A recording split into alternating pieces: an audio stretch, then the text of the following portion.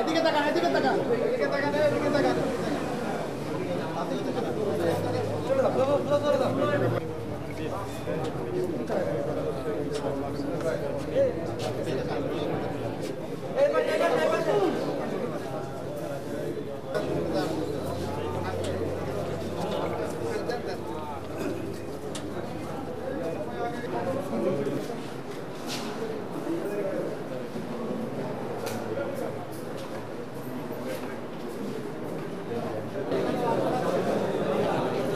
আজকে পুরাতন কারাগার থেকে 100 জন বন্দীকে এখানে আনা হলো। ক্রমান্বয়ে বন্দির সংখ্যা বৃদ্ধি পাবে।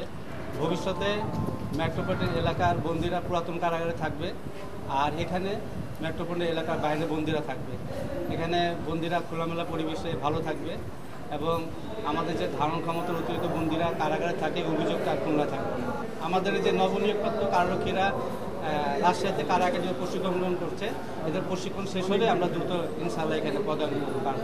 আমাদের এখানে মনে করেন হাসপাতাল আছে, সমাজসেবার অনেক প্রতিষ্ঠান আছে, কর্মসংস্থানের অনেক কাজ হবে এখানে, লাইব্রেরি আছে এবং ডে কেয়ার সেন্টার আছে। যারা মায়ের সাথে শিশু আসবে সেই ডে কেয়ার সেন্টারে থাকবে। এখানে অত্যাধুনিক সব সুবিধা দেওয়া হবে ইনশাআল্লাহ। আমার জনবলের ওইটা বললাম, আমাদের সম্পত্তি নবনিয়োগপ্রাপ্ত কিছু কারারক্ষী রাজশাহী কারা একাডেমি প্রশিক্ষণ গ্রহণ করছে। প্রশিক্ষণ শেষ হলে আমরা দ্রুত প্রদান করব। এটা গভর্নমেন্টের বিষয়, সরকার চিন্তাভাবনা করছে। ইনশাআল্লাহ যদি এটা সেন্টার কারাগার হয়ে যায় তাহলে সব বন্দী এখানে থাকবে।